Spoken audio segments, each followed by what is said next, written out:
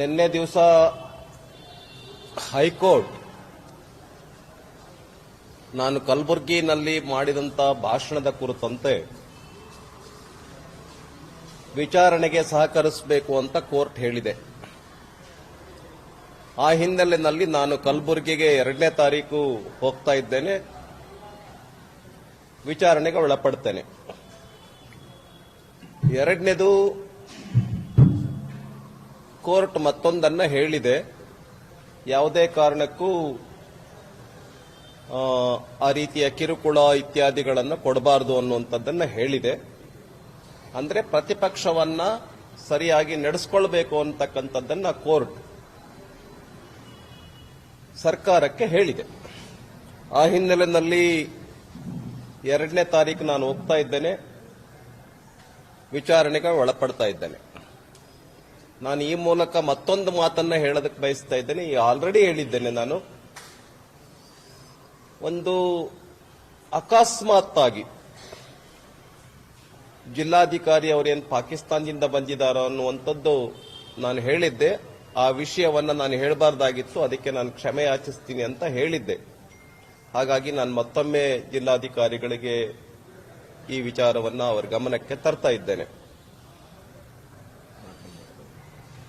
ಮಾತಿನ ಭರದಲ್ಲಿ ಹಾಗಾಗಿದೆ. ಇನ್ನು ನಾನು ಕರ್ನಾಟಕ ರಾಜ್ಯದಲ್ಲಿ ನಡೀತಾ ಇರುವಂತ ವಿದ್ಯಮಾನಗಳೇನಿದೆ, ಉದಾಹರಣೆಗೆ ಇವತ್ತು ನಾನು ಟಿವಿ ನೋಡ್ತಾ ಇದ್ದೆ, ಕಮಲ ಹಾಸನ್ ಹೇಳಿದರೆ ಕನ್ನಡ ಅಂತಕ್ಕಂಥದ್ದು ತಮಿಳಿನಿಂದ ಹುಟ್ಟಿದ್ದು ಅಂತ ಹೇಳಿದ್ದಾರೆ. ಯಾವ ಪುಸ್ತಕದಲ್ಲಿದೆ? ತಮಿಳಿನಿಂದ ಹುಟ್ಟಿದ್ದು ಅಂತ ಯಾವ ಪುಸ್ತಕದಲ್ಲಿದೆ? ಇದನ್ನ ಕಮಲ್ ಹಾಸನ್ ಅವರು ಆ ಪುಸ್ತಕದ ಹೆಸರನ್ನ ಹೇಳಬೇಕು, ಇದಕ್ಕೆ ಸಾಕ್ಷ್ಯಾಧಾರಗಳನ್ನು ಒದಗಿಸಬೇಕು ಅಂತೇಳಿ ನಾನು ಈ ಸಂದರ್ಭದಲ್ಲಿ ಆಗ್ರಹ ಪಡಿಸ್ತೇನೆ.